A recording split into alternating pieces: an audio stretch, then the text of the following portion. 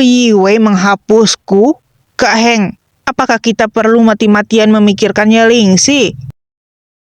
Dulu dia pergi begitu saja. Kau sudah menanyakan semua orang yang mengenalnya. Pada akhirnya kabar yang kau dapat adalah Ye Lingxi pergi ke luar negeri bersama Feng Yu. Sekarang dia menolak kembali denganmu lagi. Memangnya kau tidak bisa? Tidak bisa. Aku hanya menginginkan Ye Lingxi, tidak mau yang lain. Dulu saat aku ke rumahnya, dia sudah tidak ada. Barang miliknya yang bisa kutemukan hanyalah permen Lingxi di lantai. Dulu kukira aku tidak bisa melupakan hubungan ini karena dia pergi meninggalkanku begitu saja. Setelah bertemu dengannya lagi, aku baru yakin. Aku sungguh tidak bisa melepaskannya.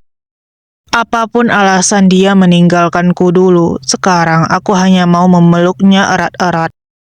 Si Wei, coba kau ingat-ingat lagi. Sebelum Lingxi menghilang, apakah ada sesuatu yang aneh? Apanya yang aneh? Dulu, keluarga kalian berdua sangat berbeda. Ye Lingxi adalah wanita yang cantik dan gigih. Dia tahu kau kaya, tapi dia tidak pernah meminta apa-apa. Dia lebih memilih melakukan banyak pekerjaan. Untuk biaya berobat ibunya, dulu kita sudah bertaruh. Bertaruh, apakah suatu hari dia tidak kuat lagi antara dia memilih putus denganmu atau meminta uang darimu? Atau keluargamu akan menyuruhnya pergi dan memberinya selembar cek, dan ternyata dia sungguh menghilang dengan sendirinya. Semua orang merasa dia sepertinya sudah lelah. Hahaha, lelah?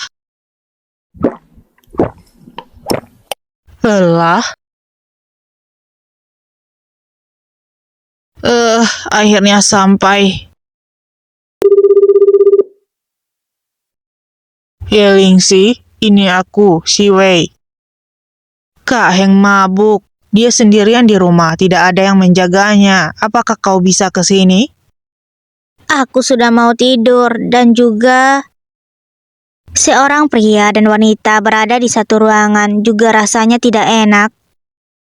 Kenapa kau bicara seperti itu? Kak Heng sekarang juga sedang lajang. Kau menjaganya sebagai seorang teman juga tidak akan ada masalah. Kalau aku tidak salah ingat, dia seharusnya kuat minum, jadi tidak perlu dijaga. Kuat minum tidak berarti badannya kuat. Dia sekali banyak minum, lambungnya langsung sakit. Kalau parah lambungnya juga bisa mengeluarkan darah. Hari ini dia minumnya juga tidak sedikit. Kalau saja... Apa? Bukannya badan dia selama ini sehat-sehat saja? Kenapa lambungnya bisa sakit sampai mengeluarkan darah? Aduh, sejak kau menghilang dulu, dia selalu pergi ke bar dan minum banyak. Ini sudah biasa. Baiklah, kalau begitu, aku masih harus bekerja lagi. Kata sandi pintunya adalah tanggal ulang tahunmu. Kalau kau tidak mau datang, besok aku mau tidak mau harus panggil ambulan. Sebelumnya dia sudah banyak membantuku. Aku tidak mungkin diam saja melihat dia kenapa-napa. Lebih baik aku ke sana menengoknya sebentar.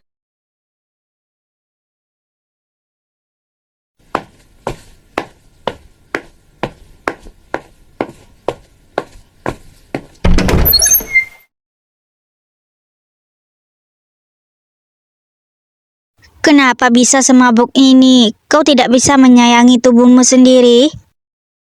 Sepertinya si Wei tidak membohongiku. Tidak sia-sia aku beli obatnya. Sepertinya lambungmu tidak begitu sehat. Lingxi, jangan pergi. Jangan pergi. Aku mau mengambilkan air untukmu. Tenang saja, aku tidak akan pergi.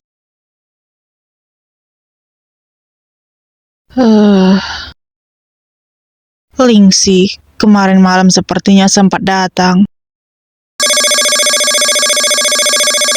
Bos macam apa kau ini? Kemarin malam aku lembur, jam 2 baru tidur. Sekarang jam 6, kau sudah membangunkanku. Kalau tidak cukup tidur, aku bisa mati mendadak. Kau tahu apa itu mati mendadak? Aku kasih satu kesempatan untuk mengubah cara bicaramu. Selamat pagi, bos. Ada perintah apa? Kemarin malam, Yelingsi sempat datang?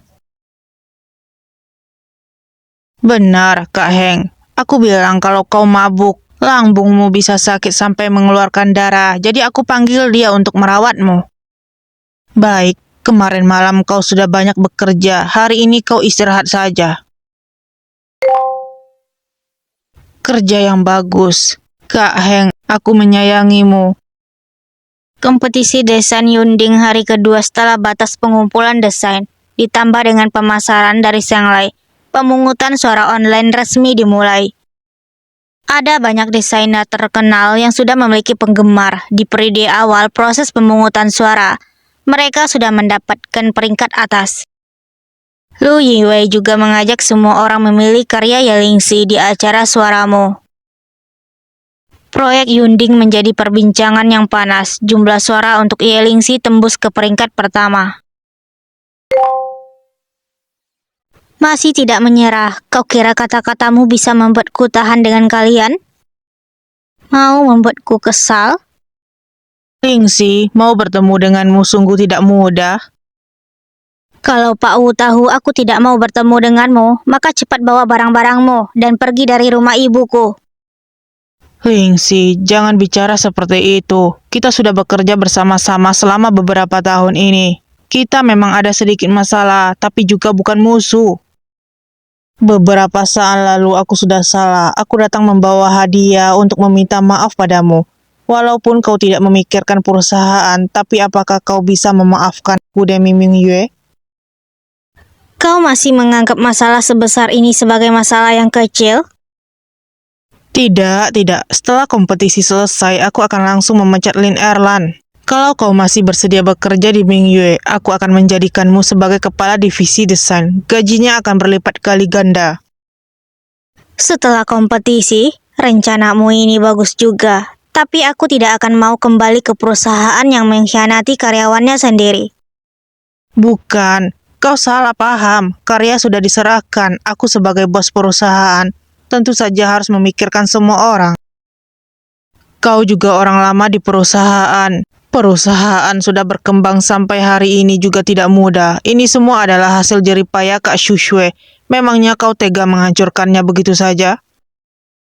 Kesalahan orang lain. Kenapa aku yang harus menanggungnya? Kalau perusahaan itu hancur, itu juga karena kau. Lingxi, apapun yang terjadi kau tetap tidak setuju?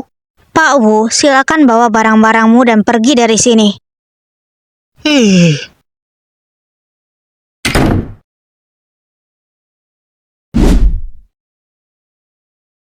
Lingxi, ada apa ini? Terakhir kali kau tidak bilang kalau kau mengundurkan diri karena perusahaan mengkhianati karyawan. Bukan sesuatu yang besar, aku sendiri bisa mengatasinya dan juga... Ibu, bukannya mau aku mengundurkan diri agar bisa masuk ke perusahaan Feng Yu? Mana mungkin sama. Kau mengundurkan diri karena sudah memikirkannya matang-matang dan mengundurkan diri karena dikhianati. Bagaimana mungkin bisa sama? Kau mau cerita atau tidak? Baiklah, akan kuceritakan. Masalahnya seperti ini, pokoknya Wu Hao mau meningkatkan popularitas Ming Yue dengan kompetisi ini dan peringkat yang didapatkan. Jadi dia mencari segala cara untuk berdamai denganku. Dia masih punya muka datang ke sini. Beberapa tahun ini Ming Yue bisa berkembang sampai seperti ini, semua karena desainmu dan kerja keras Shushue. Dia hanya memegang status sebagai bos. Dia benar-benar mengira dirinya sangat hebat. Ya, yang ibu bilang benar. Jadi agar Wu Hao tidak berani datang mencari masalah denganku lagi, aku mau berbicara dengan Kak Shushue sekarang juga. Makan dulu baru pergi. Ibu sudah beli lauknya. Tidak perlu. Akhir-akhir ini sedang diet. Lingxi, kenapa kau datang tiba-tiba? Ayo masuk. Kak Shushue.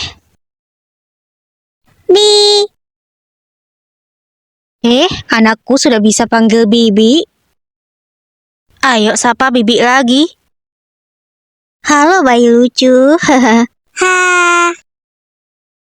Katakan saja ada apa, sampai-sampai kau harus datang ke sini. Hah, Kak Shue, awalnya aku tidak mau merepotkanmu, tapi masalah sudah sebesar ini. Kurasa aku tidak bisa menutupinya darimu lagi. Terjadi sesuatu pada perusahaan? Bisa dibilang ya, sejak kau mengurus anak dan Pak Wu yang mengurus perusahaan, perusahaan sudah berubah. Masalahnya seperti ini. Aku tidak tahu apakah Pak Wu sudah bilang atau belum. Pokoknya aku tidak akan kembali ke Meng Yue lagi. Lingxi, kau tidak perlu minta maaf. Ini bukan salahmu, semua karena Meng Yue yang memperlakukanmu dengan tidak benar. Bagus juga kalau kau pergi. Jianhe adalah tempat yang tepat untuk menunjukkan bakatmu. Kak Shue, aku sangat berterima kasih atas bantuanmu dari dulu. Kalau perusahaan bisa menarik desain yang diserahkan Li Erlan dan meminta Lin Erlan meminta maaf di depan umum, aku bisa membiarkan masalah ini berlalu. Tentu saja, Hao sudah salah. Aku tidak akan membiarkanmu diperlakukan seperti ini. Apalagi merusak nama baik dan reputasi Meng Yue demi sebuah peringkat. Terlalu bodoh. Kak Shue, aku mau bilang sesuatu yang sedikit tidak pantas. Akhir-akhir ini tingkat perceraian sangat tinggi. Kau lebih baik jangan melepaskan perusahaan sepenuhnya. Hah? Lingxi, aku tahu kau memikirkanku dan hanya kau yang bisa mengatakan ini semua padaku. Lingxi, ayo kita pergi ke kantor. Aku mau mereka memberi satu penjelasan untukmu. Sekarang? Benar, sekarang juga.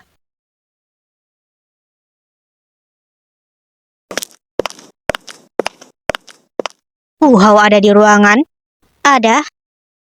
Lingxi, bukannya sudah mengundurkan diri, kenapa kembali lagi dan membawa orang lain? Umurnya setua itu, jangan-jangan itu ibunya, sepertinya sangat menarik.